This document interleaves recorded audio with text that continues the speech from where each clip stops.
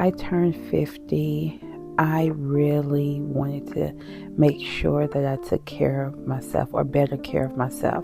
Because as we know, as moms, as women, we really get the back burner of our energy, the back burner, the back seat, really in the trunk for our lives. We put everybody before us. And I'm not saying that's a bad thing, but we should not neglect ourselves. So for years now, I have been very anemic. And, certain things you're just like, okay, that's just what it is. It is what it is. But when my mother passed almost 14 years ago, I started taking my health more serious. Even though she passed away of a rare cancer, I still made every precaution to take better care of myself. And over the years, sometimes I've done good, sometimes I haven't done so good. But as I approached 50 this year, I wanted to make sure that I was in the best health for myself. I don't want to be at the latter part of my years and struggle with my health. So that means getting my weight together, getting my my body together, trying to figure out some things. So anytime that I have an issue in my body, I know my body, and I admonish women to get to know your body inside and out, all the nooks and crannies of your body. Get to know you, because if you don't know you, you don't know when something's wrong. You don't know when something's off. You don't know when something smells, because you just haven't gotten to know yourself. And it's nothing wrong with getting to know your body. Getting to know your body that way, when something's off, you know it's something off. So I went to my doctor and I'm like, okay, we got to figure out why I'm anemic. And she was in there. So I went to my doctor. She sent me to another hematologist. And that hematologist sent me to a rheumatologist. I mean, when I tell you I've been poked and prodded, come to find out that I was just iron deficient. And so 5 weeks ago, I started iron infusions. And this is actually my last day of infusions. When I tell you it has been a journey, I'm thinking in my mind that you get iron infusions, you automatically start feeling good. All the things, right? That's what we think. Baby, I was so wrong. Iron infusions took me out. The first time, because there's so many things that could go wrong. And so my first iron infusions, I'm like, okay, make sure I'm not anaphylactic, make sure they don't have to have, I don't have allergic reaction, make sure that they don't have to take me to the ER. I mean, all these things. And you're like, okay, I'm getting something that's supposed to be helping me. Why are we talking about, ER and all the things? But the first iron infusion went well. And let me tell you, after my first iron infusion, I would be so drained.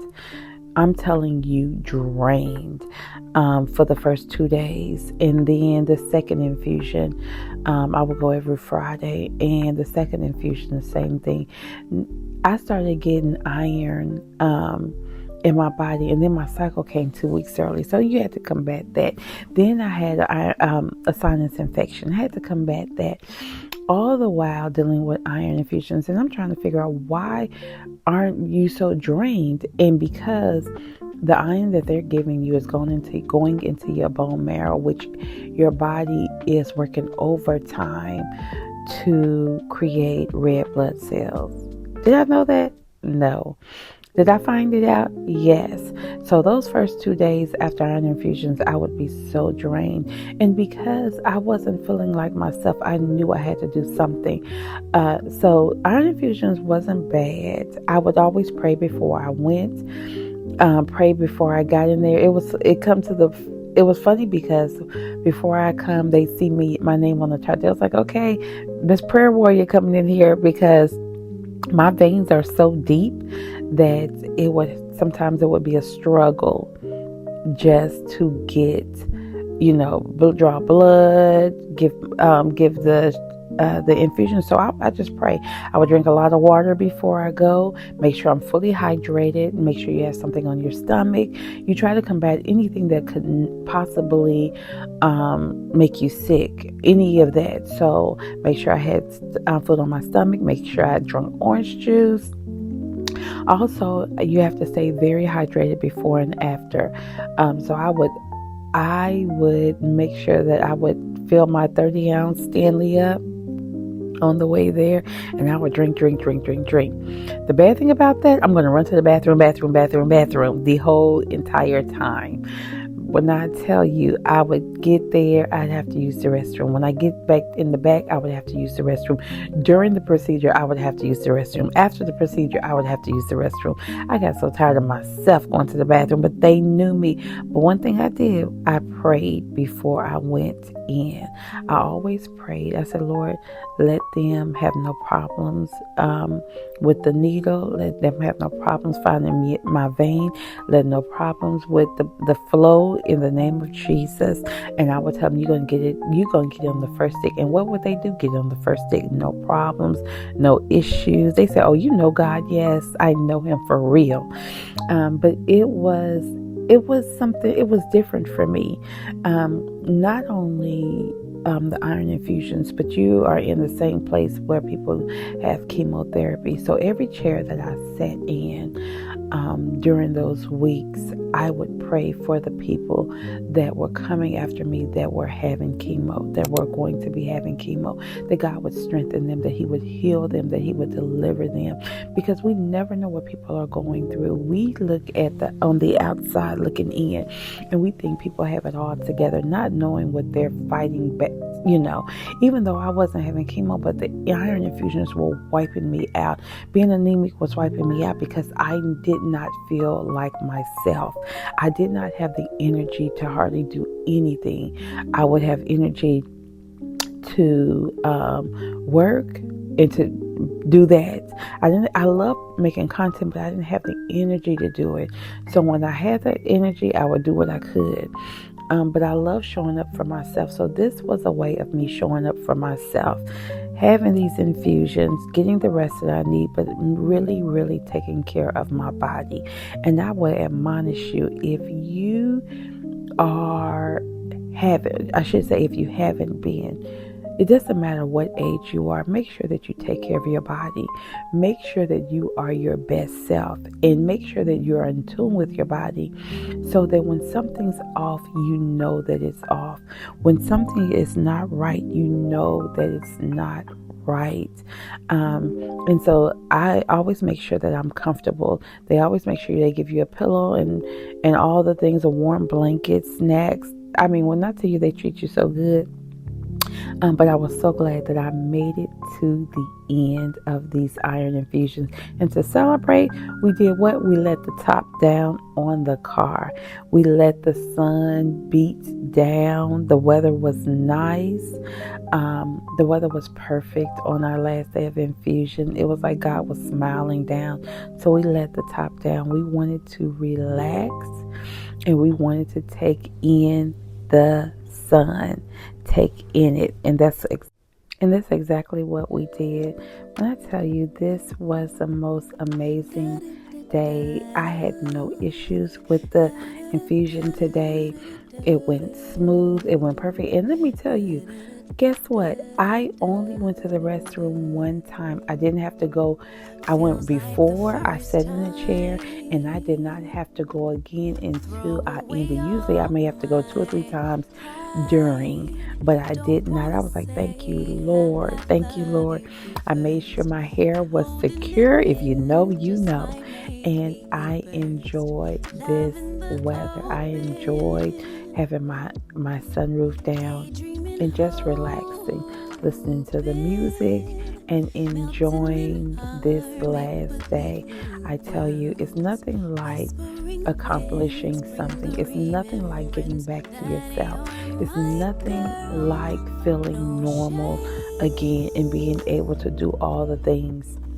And so now I'm at the point where Other than battling a sinus infection, I'm feeling back to normal. I have energy, and I go back for a follow-up in a month or so because they want to see how your body is absorbing the iron. But when I tell you, I'm starting to feel back to Tiffany because I have a lot of energy. I like to be moving. And even though I started to do the slow mornings and the slow life, I really have enjoyed just being me, getting back to me. So if you feel off in any way, it could be just the slightest thing.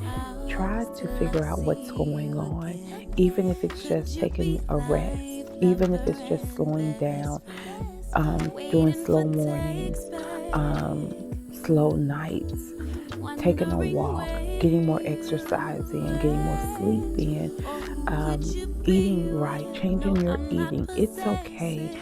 Even if if you're doing all that and it's still not changing, talk to your doctor.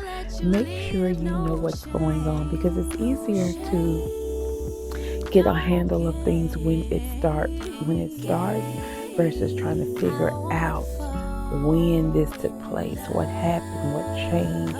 So always make sure that you're in tune with yourself. It's okay. It's okay to be off, but one thing it's not okay to do is neglect. Neglect your body, neglect yourself. Because the truth of the matter is we only have one life. We have one life. We have one body. We don't need another one. So you enjoy the life that you have. Enjoy where you are. And make sure that you are having fun along the way. Make sure it's okay. It's okay, because we are going to have those days. We have those off days, of course, but we know the difference when things are off and when things are just out of whack. So make sure we're tuning in this next season of our lives, no matter if we're growing older or coming up on those milestone birthdays.